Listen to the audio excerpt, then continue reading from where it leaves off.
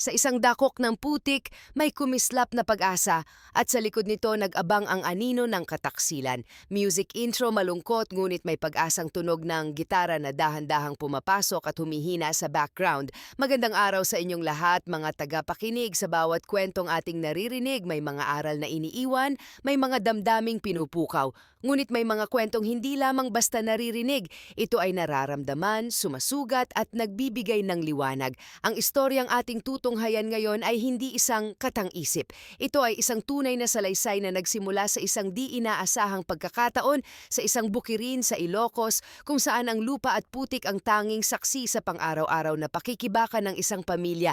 Isipin ninyo isang binatang magsasaka na ang tanging pangarap ay maiahon ang kanyang pamilya sa kahirapan. Isang araw sa gitna ng putikan, isang singsing na may kislap ng langit ang kanyang natagpuan. Ito na sana ang katuparan ng lahat ng kanilang dasal, isang biyaya mula sa itaas. Ngunit ang biyayang ito ay ipinagkatiwala nila sa isang taong kanilang iginagalang, isang lider na dapat sana'y kanilang sandigan, ang kanilang kapitan ng barangay.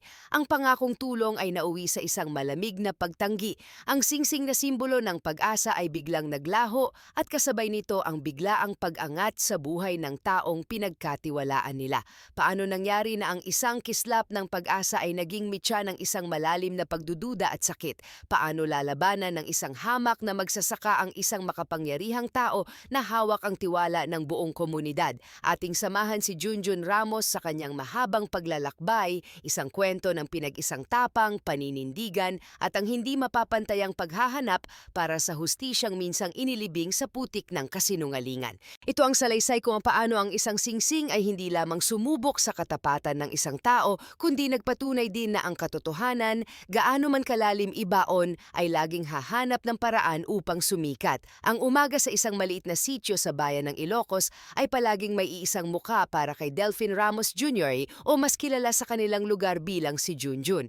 Sa kanyang pagmulat, ang tanawin ng malawak na palayan, ang amoy ng basang lupa at ang matapat na kalabaw na kanyang katuwang sa pagbubungkal ang bumubuo sa kanyang mundo. Sa edad na 23, ang kanyang mga pangarap ay kasing simple ng buhay na kanyang kinalakihan. Ang makita ang kanyang pamilya na hindi na nagkukumahog sa bawat araw, ang makakain ng 3 beses sa isang araw ng walang pangamba. Ang kanyang balat ay kayumanggi, sinunog ng araw na saksi sa kanyang walang kapagurang pagtatrabaho. Ang kanyang mga palad ay magaspang at makapal, may mga kalyong tatak ng bawat binhing kanyang itinanim at bawat damong kanyang hinawan. Hindi siya nakatuntong ng kolehiyo, ang bukid ang kanyang naging unibersidad at ang araro ang kanyang panulat. Isang hapon ng Oktubre, habang ang araw ay malapit ng lumubog at nagbibigay ng gintong kulay sa mga uhay ng palay, nagpapastol si Junjun ng kanyang kalabaw. Dinala niya ito sa isang bahagi ng bukid kung saan makapalang putik, isang lugar na karaniwan niyang dinadaanan. Ngunit sa hapong iyon may isang bagay na naiiba. Isang kislap, isang munting sinag na tila hindi dapat naroroon ang tumama sa kanyang mga mata.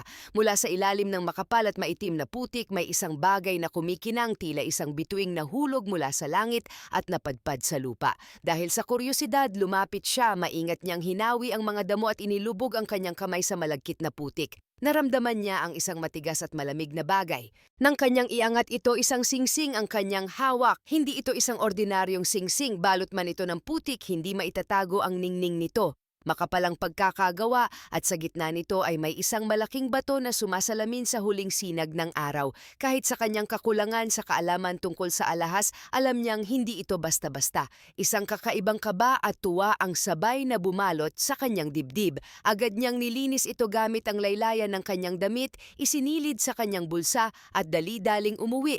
Bitbit ang isang lihim na maaaring magbago ng lahat. Sa kanilang maliit na barong-barong kung saan ang dingding ay yari sa pinagtagpi-tagping kawayan at ang bubong ay may mga butas na tinatakpan lamang ng lumang yero, ipinakita ni Junjun ang kanyang natuklasan sa kanyang ama, si Delfin Ramos Sr., si Mang Delfin. Isang taong ang muka ay ginuhitan na ng panahon at ng hirap ay napahinto sa kanyang ginagawa. Kinuha niya ang singsing mula sa palad ng kanyang anak. Tiningnan nila itong mabuti sa ilalim ng mahinang ilaw ng kanilang bombilya. Sinuri ang bawat ukit, pinagmasdan ang pagkakasalansan ng bato. Wala silang kaalaman, walang karanasan sa pagkilatis ng ginto o diamante, ngunit sa kanilang mga puso may isang malakas na kutob. Anak, saan mo ito nakuha? Tanong ni Mang Delphine. Ang kanyang boses ay may halong pagkamangha at pag-aalala. Sa putikan po, itay, malapit sa may pilapil, sagot ni Junjun. Nagdesisyon si Mang Delphine na kailangan nila ng tulong. Hindi nila maaaring itago lamang ito. Kailangan nilang malaman ang katotohanan at sa kanilang sityo may isang tao lamang silang pinagkakatiwalaan pagdating sa mga bagay na ganito, si Kapitan Francisco Medel. Si Kapitan Medel ay hindi lamang isang leader ng barangay. Para sa kanila siya ay isang institusyon. Matagal na siyang nanunungkulan, kilala sa kanyang talino, impluensya at sa pagiging malapit sa mga tao. Higit sa lahat, malapit siyang kaibigan ni Mang Delphine, kaya't kinabukasan dala ang singsing at ang isang sakong pag-asa nagtungo ang mag-ama sa barangay hall. Sa loob ng opisina ng kapitan, isang silid na puno ng mga plaque ng pagkilala at mga litrato, sinalubong sila ni Kapitan Medel ng may ngiti. Ipinakita ni Mang Delphine ang singsing, kinuha ito ng kapitan, sinuri at tinitigan ng matagal. Ang kanyang mga mata ay bahagyang naningkit. Mukhang mamahalin ito, Delphine, sabi ng kapitan, pero hindi ako eksperto. May kakilala akong mag-aalahas sa bayan, isa sa pinakamagaling. Siya ang mas nakakaalam kung tunay ba ito at kung magkano ang halaga. Iwanan niyo muna ito sa akin. Ipapasuri ko at babalitaan ko kayo sa loob ng 1 linggo. Ang mga salitang iyon ay musika sa pandinig ng mag-ama. Ang kanilang tiwala sa kapitan ay buo. Walang bahid ng pagdududa. Iniabot nila ang singsing. Nakita pa nila kung paano ito maingat na inilagay ng kapitan sa drawer ng kanyang mesa, isinara ito at muling ngumiti sa kanila. Huwag kayong mag-alala, ako ang bahala dito, pangako niya. Sa kanilang pag-uwi, sakay ng isang tricycle na bumabaybay sa maalikabok at baku-bakong daan, pabalik sa kanilang sityo, isang halo ng kaba at pangarap ang bumalot sa kanila. Tahimik si Junjun na nakatitig sa kanyang mga palad na sanay sa putik, ngunit ngayon ay parang may hawak na bituin. Sa isip niya, naglalaro na ang mga posibilidad, ang pag-aaral ng kanyang bunsong kapatid, ang pagtigil sa paglalabada ng kanyang ina, ang sarili nilang lupa, isang bahay na hindi babahain, isang buhay na hindi na nakasandig sa awa ng panahon. Ang singsing na yon ay hindi na lamang isang alahas, ito ay naging simbolo ng katubusan, ngunit ang 1 linggong ipinangako ng kapitan ay lumipas. Naging 2, naging 3, walang tawag, walang mensahe, walang balita. Ang pag-asa ay dahan-dahang napapalitan ng pag-aalala. Naisip nila baka natatagalan lang talaga sa pagsusuri o baka naghahanap pa ng tamang bibili. Ngunit sa pagsapit ng 4 na linggo, hindi na napigilan ni Junjun ang kanyang sarili. Lalo na't napapansin niyang mas dumadalas ang paninikip ng dibdib ng kanyang ama, isang sakit na nangangailangan ng gamot na hindi nila laging kayang bilhin. Ang pangangailangan nila sa pera ay nagiging mas kagyat. Sa tulong ng isang bayaw na may motorsiklo, muli silang nagpunta sa barangay hall. Sa kanilang pagdating, ang mainit na pagbati na dati nilang natanggap ay napalitan ng isang malamig na hangin. Naroon si Kapitan Medel sa kanyang opisina. Nang tanungin nila ang tungkol sa singsing, isang blankong ekspresyon ang sumilay sa mukha nito. Yun ba? Sabi ng kapitan. Ang kanyang boses ay kalmado ngunit may kakaibang bigat. Napasuri ko na peke, isa lang imitasyon na walang halaga. Ang mga salita ay tila isang malakas na suntok sa sikmuran ng mag-ama. Peke, paano? Pinasuri ko hindi lang sa isa kundi sa 2 alahero. Pareho ang sinabi. Salamin lang daw ang bato. Dagdag pa ng kapitan, hindi man lang tumitingin sa kanilang mga mata. Nagbuntong hininga si Mang Delphine, ang bigat ng pagkabigo ay malinaw sa kanyang mukha. Si Junjun naman ay pilit na inuunawa ang sitwasyon, ngunit may isang bagay sa loob niya ang hindi mapakali. May mali sa tono ng kapitan, sa paraan ng kanyang pag-iwas ng tingin. Kung ganoon po, Kap, sabi ni Junjun, pwede po bang makuha na namin pabalik ang singsing? Kahit peke po, alaala na rin po. Dito nag-iba ang timpla ng kapitan. Ang kanyang boses ay bahagyang tumaas. Naiwan ko na sa huling alahero, itinapon na yata. Bakit nyo pa kukunin kung wala namang halaga? Saan pong jewelry shop yun, Kap? Kami na lang po ang pupunta, giit ni Junjun. Hindi ko na matandaan. Isang kakilala ko lang ang nagdala doon. Huwag nyo nang isipin yon, kalimutan nyo na ang singsing na yon, sabi ng kapitan, isang pinal na pagtatapos sa usapan. Umuwi Umuwi ang mag-ama na parang basang sisiw. Ang pag-asang binuo nila sa loob ng isang buwan ay gumuho sa isang iglap. Walang imik si Mang Delfin. Si Junjun naman habang nakasakay sa motorsiklo ay tila nawalan ng gana. Ipinagkatiwala nila ang kanilang natatanging pag-asa sa isang taong kanilang pinaniniwalaan at ngayon wala na ito. Wala silang lakas ng loob na makipagtalo. Sino ba naman sila para questionin ang isang kapitan? Bumalik sila sa kanilang buhay, sa putik, sa araro, sa kalabaw. Ngunit sa bawat paglubog ng araw, isang tanong ang paulit-ulit na bumabalik sa isip ni Junjun. Bakit parang hindi totoo ang sinabi ng kapitan? Ang mga sumunod na buwan ay isang mabagal na paghilom mula sa pagkabigo. Pilit na ibinalik ng pamilya Ramos ang kanilang buhay sa dati. Ngunit ang alaala ng kumikinang na singsing at ang malamig na tinig ng kapitan ay nanatiling isang tinik sa dibdib ni Junjun, habang si Mang Delfin ay piniling kalimutan ang lahat. Sa paniniwalang wala silang laban, si Junjun naman ay palihim na nagmamasid. Nang sumapit ang kalagitnaan ng Pebrero ng sumunod na taon, 2013, nagsimulang magkaroon ng mga bagong bulong-bulungan sa kanilang barangay. Sa may gilid ng palengke, sa isang dating bakanteng lote, may biglang nagsimulang konstruksyon. Dumating ang mga truck ng buhangin, semento at bakal. Minsan may isang itim na SUV bago at walang plaka ang nakikitang pumapasok sa lugar. Sa una walang pumapansin. Ngunit nang mabuo ang unang palapag ng isang malaking bahay, naging malinaw kung kanino ito. Kumalat ang balita na ang proyektong iyon ay pagmamay-ari ni Kapitan Medel. Isang hapon habang pauwi si Junjun mula sa bayan, natanaw niya mismo ang itinatayong bahay. Malaki ito, moderno at halatang magastos. Isang mansyon kumpara sa mga bahay kubo na nakapaligid dito. Kasabay nito nakita rin na niya ang bagong pickup truck ng kapitan na laging nakaparada sa tapat ng barangay hall. Sa loob ni Junjun, isang bugso ng galit at hinala ang sumabog. Ang lahat ng piraso ay unti-unting nagkakabit-kabit. Ang pag-iwas ng tingin, ang kasinungalingan, at ngayon isang bagong bahay at isang bagong sasakyan. Mula saan galing ang pera? Ikinuwento niya ito sa kanyang ama. Ngunit si Mang Delfin ay nag-aatubili. Baka nanalo sa loto anak, gaya ng sabi-sabi. Katwiran ng matanda sa likod ng kanyang mga salita may takot.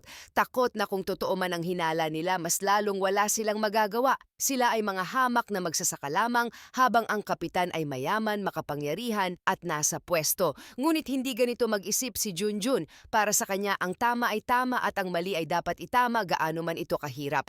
Habang patuloy na tumataas ang bahay ni Kapitan Medel, lalong hindi matahimik ang kalooban ni Junjun. Ang bawat haligi ng mansyon ay tila isang paalala ng kanilang ninakaw na pangarap. Ang bawat sako ng semento ay parang itinayo mula sa kinang ng singsing na minsan niyang hinukay sa putik. Isang umaga nagdesisyon si Junjun, hindi na siya maaaring manahimik. Kailangan niyang humanap ng tulong, ngunit sa pagkakataong ito, sisiguraduhin niyang sa tamang tao siya lalapit. Isang taong hindi masisilaw sa kapangyarihan at hindi sasamantalahin ang kanilang kahinaan. Nagtungo siya sa Public Attorney's Office sa bayan. Doon sa isang maliit ngunit siksik na opisina, nakilala niya si Attorney Lira Salvador, isang batang abogada na kilala sa kanyang dedikasyon sa pagtulong sa mga mahihirap at inaapi. Sa harap ni Attorney Lira, nanginginig man sa kaba, buong tapang na isinalaysay ni Junjun ang lahat. Mula sa pagkakahukay ng singsing, sa pagtitiwala nila kay Kapitan Medel, hanggang sa mga kasinungalingan at sa biglaang pagyaman nito. Tahimik na nakinig si Attorney Lira, sinusuri ang bawat detalye.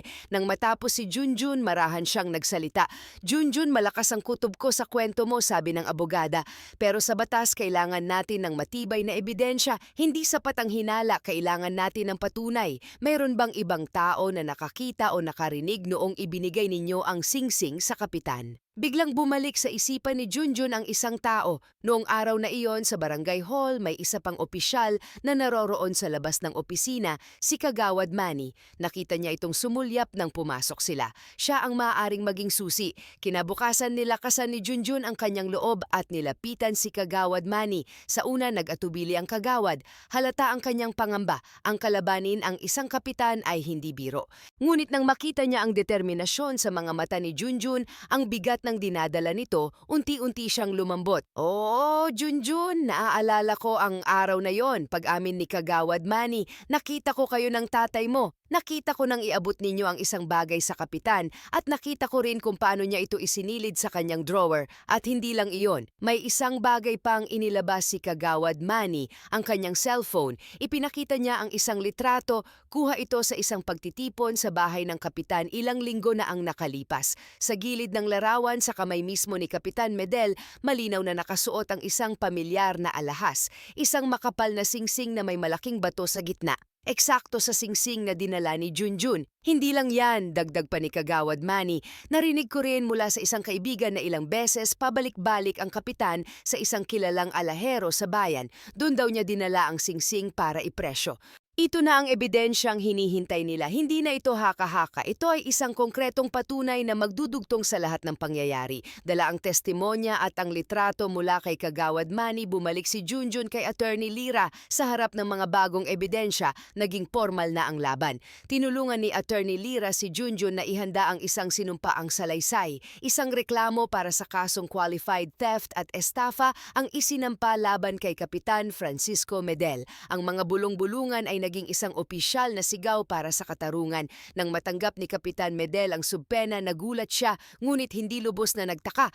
Matagal na silang may alitan ni Kagawad Manny at alam niyang ito lamang ang maaaring maglakas ng loob na tumestigo laban sa kanya. Sa simula pa lamang marin niyang itinanggi ang lahat ng paratang, ngunit sa likod ng kanyang pagkakaila may bakas ng pag-aalala. Paglipas ng ilang araw, nakarating sa pamilya Ramos ang balitang sinubukan umanong suhulan ng kapitan si Kagawad Manny. Inalok di umano ito ng malaking halaga para lamang bawiin ang kanyang testimonya at sabihing nagkamali lamang siya. Ngunit hindi nagpasilaw sa pera ang kagawad. Nanindigan siya sa kung ano ang tama sa panig ng isang pamilyang ang tanging kasalanan ay ang magtiwala. Noong Marso 24 sa unang pagkakataon, nagharap ang pamilya Ramos at si Kapitan Medel sa Regional Trial Court. Ang hangin sa loob ng korte ay mabigat at puno ng tensyon. Sinimulan ni Attorney Lira ang paglalahad ng kaso. Isinalaysay niya ang kwento ni Junjun, ang singsing mula sa putikan, ang pangakong napako at ang mga ari-ariang biglang lumitaw na hindi tugma sa sahod ng isang opisyal ng barangay. Unang tumayo sa witness stand si Kagawad Manny. Kalmado ngunit matatag, idinetalya niya ang lahat ng kanyang nakita. Kung paano iniabot ng mag-ama ang singsing, kung paano ito isinilid ng kapitan sa drawer, at kung paano paglipas ng ilang buwan nagsimula ang konstruksyon ng bagong bahay. Inilahad din niya ang litratong kuha niya na ipinrisinta bilang Exhibit A. Nang makita ng korte ang larawan kung saan malinaw na suot ng kapitan ang singsing, isang kolektibong bulong ang umalingaw-ngaw sa silid. Ang sumunod na testigo ng prosekusyon ang tuluyang nagdiin sa kapitan. Ang mag-aalahas mula sa bayan, sa ilalim ng panunumpa, inamin niya ang lahat. Binili niya ang singsing mula kay Kapitan Medel sa halagang 7 milyong piso, 7,000. Ayon sa appraisal ng isang gemologist mula sa Maynila, ang bato ay isang pambihirang diamante. Iniwan daw ito ng kapitan sa kanyang shop para sa consignment. Paglipas ng isang buwan, nabenta ito sa isang kolektor mula sa Tarlac. Tumanggap ang kapitan ng cash at ang alahero ay nakakuha ng 2% komisyon. Ang kabuuang naiuwi ng kapitan ay humigit kumulang 6.8 milyon.